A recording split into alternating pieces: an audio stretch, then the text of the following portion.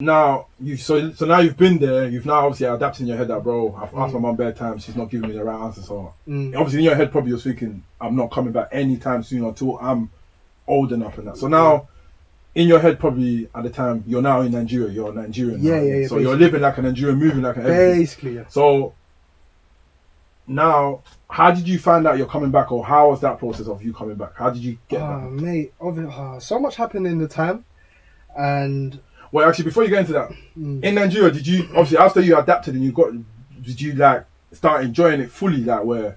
Yeah, this is what the part I want to get to. Okay, yeah, go on. So there's two sides to it, right? Yeah, so obviously, like I come from the side of like my mum, her being the breadwinner, all the pressures on her. I can't necessarily go to her family for financial help. You know what I'm saying? They love me, but there's only so much they can do. Yeah, then I've got my dad's side who love me, but they're at arm's length. They don't really know me like that. They're still getting to know me. They want to know me so much, but my mum's family are wary of them. So I'm in the middle. Do you know what I'm saying? And they're well off.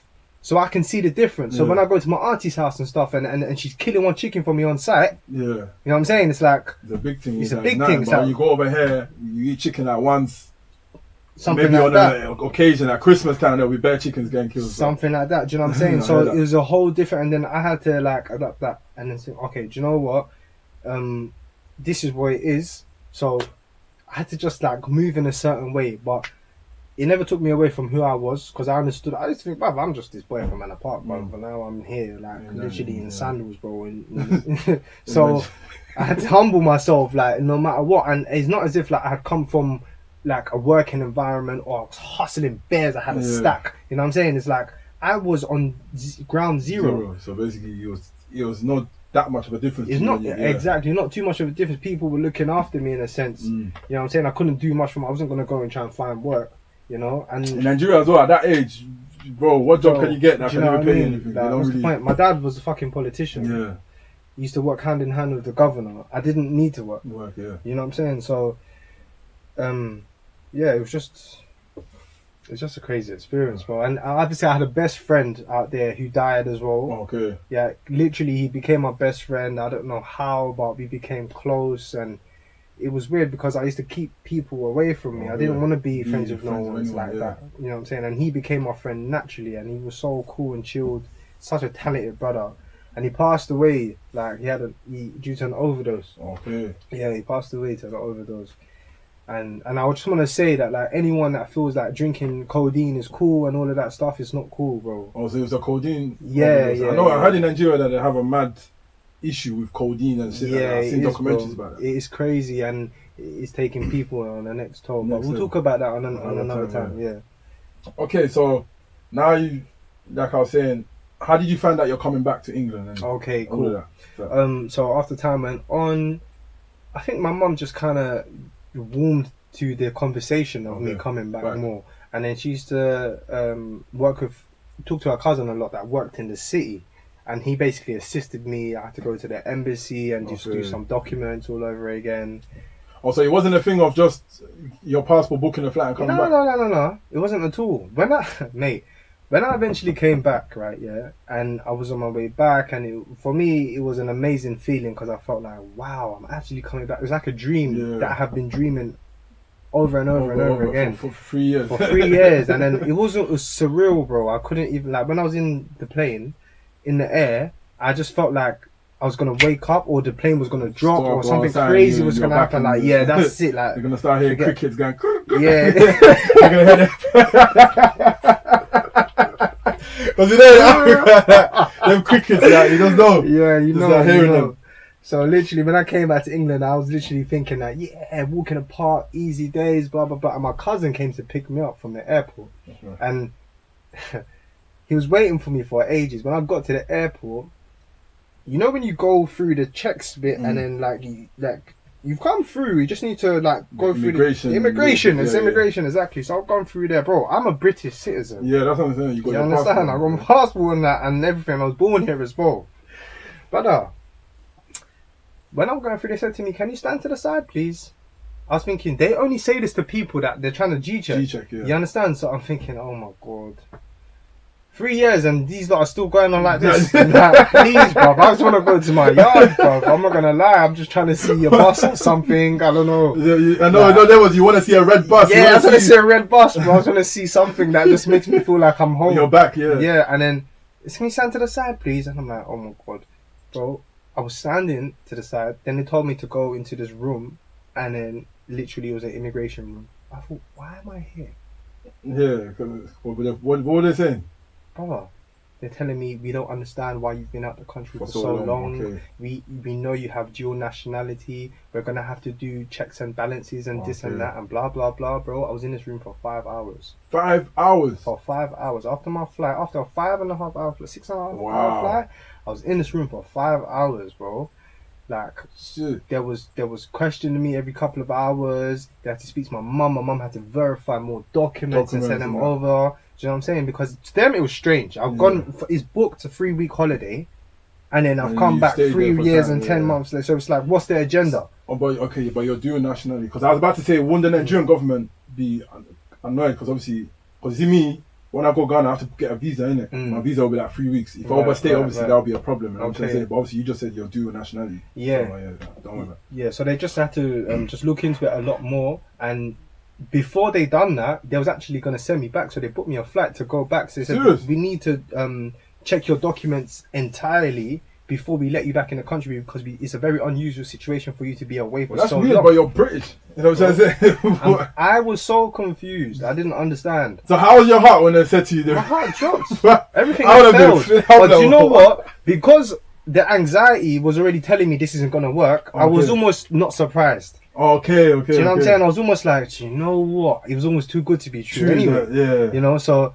anyway, somehow I don't know what conversation they had with my mother. I don't know what documentation that it was that was verified.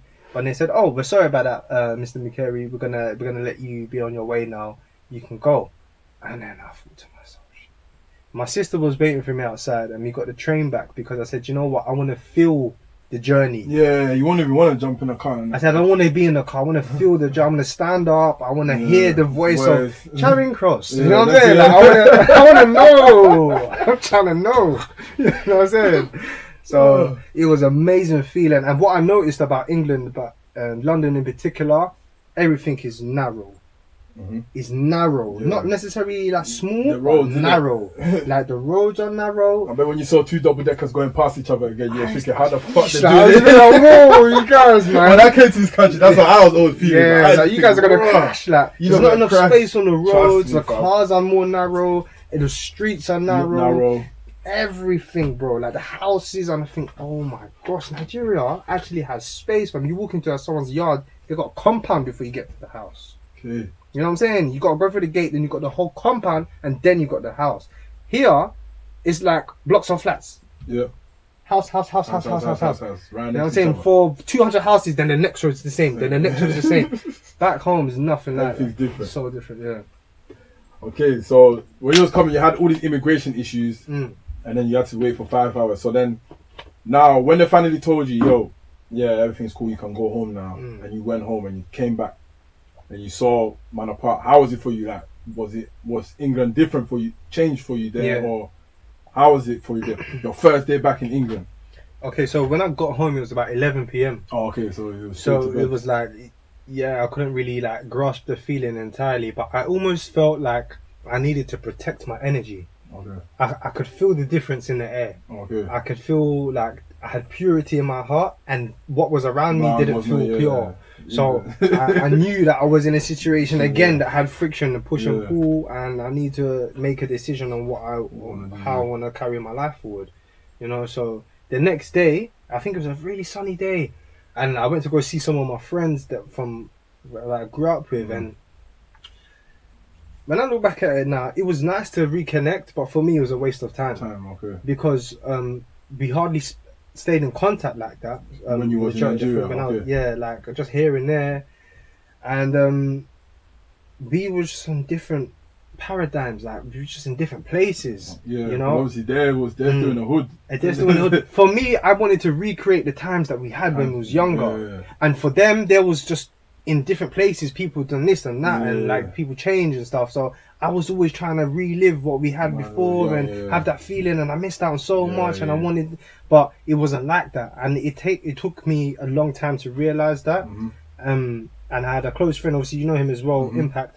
He used to tell me, look, the ends is not the same. Like all of that, forget that. Focus on you. Like, come, I'll show you basically. Like, and then I'll show you. I'll ease you back into life in England. Exactly. So he's been my friend for a very long time. He knows my family. I know his and all of that. So I thought, you know what, makes sense. Let me spend time with him instead. You know, and he really like just opened my eyes to a lot that was happening in the area. And he's a predominant figure in Newham in itself. So he's trusted to me. I thought, you know what, I can spend my energy with him because he's trusted. You know. So obviously you was around at the time, you know what it was like as well. So it was for me a nice way to settle back in. I think times when you probably saw that I was a bit quiet or maybe a little bit strange or something, it's because my mind was still adapting to all the changes that I'd gone through, you know, and I'm around people that I know but I don't know anymore. Because everyone went through bad shit. Exactly. Because when you was gone, bro, everyone... It's like everyone just were doing their own shit, and everyone went through so much shit. I can imagine. I mean, I thought I had gone through some shit, but I knew that everyone went through so much shit as well. So I think that what year did you come back? 2014. Okay, so see, at that time I would have now. So now I would have been in uni for 2 years already. So I already went uni and seen a different life. Like you get exactly. Like from the year 20, I would say probably like 2010 to like 2012 were probably like the worst times in my life. Like, I was just getting into all sorts of trouble, getting arrested, bare problems, bro. I was just having. And so then at that point of my life, I was thinking, if I'm gonna go uni, I'm not gonna go uni anywhere where anyone knows me. Like I want to go somewhere where no one knows me. Which uni did you go? No one. I went Northampton, innit? Oh, okay, I know Northampton. So I wanted to go to a place where I don't know anybody because I felt like them times it was too much snaky shit going on, but bro. It was too much. So I was like, I just want a different life, man. I just want to go somewhere where I don't know anybody. So I listened to everyone in college talk about where they're going uni, and I made sure I picked the one that no one's going to. You get it? That's how I ended up in Northampton. Okay. And when I got to Northampton, my eyes opened. Like I clocked that raw. Like I'm living in a flat with guys from Essex, Hull, like you know what I'm saying, Bridge North, different places, like you know what I'm saying, and they were all cool, like, you know what I'm saying? We're all happy together, like, you know what I'm saying? Guys from Aylesbury, you know what I'm saying? And it was different. It wasn't like the way it was, like, where I was thinking, you're going to come uni and you have to act like, nah, man. Everyone was calm. Even the black people that were from London, like, guys from Tottenham South, we'll go club, we'll meet each other, like, where you from? You're from London? Yeah. Oh, yeah, man, cool, man. You know what I'm saying? We all chill together. It was all happy days. Yeah. And that made me think that, rah. So just that London is just a fucked place then because here, it wasn't like that. Hey, if you went somewhere and you didn't know a group of boys, you ain't just going to be buddy-buddy. You know what I'm saying? You will be some like confrontation first and then maybe you become buddy-buddy after. So that's what I learned from I think that boils down to like what exactly the agenda is, what you're doing. Because you can find things in London that people do and that bring people together. And it's got nothing to do with violence or the streets and it's in London. Yeah, true. So the thing is, when you go outside London, obviously you must be there for a reason, a point of interest, and that's what brings people together. So obviously, like uni education is what brings people together. Yeah, trust me, because it does really help. Like me, I advise anyone that can go uni outside of London just to see life. You know what I'm saying? Because you could learn new things from, because you see many different type of people from all walks of life. You get it? Yeah. Even African international students, you meet them. Do you know what I'm trying to say? Yeah. And you see their life, and you see your life, and you understand. Right. You know what I'm saying? You can add that all together and then teach yourself. Yeah. And you become, of course. You know what I'm saying, something. So now.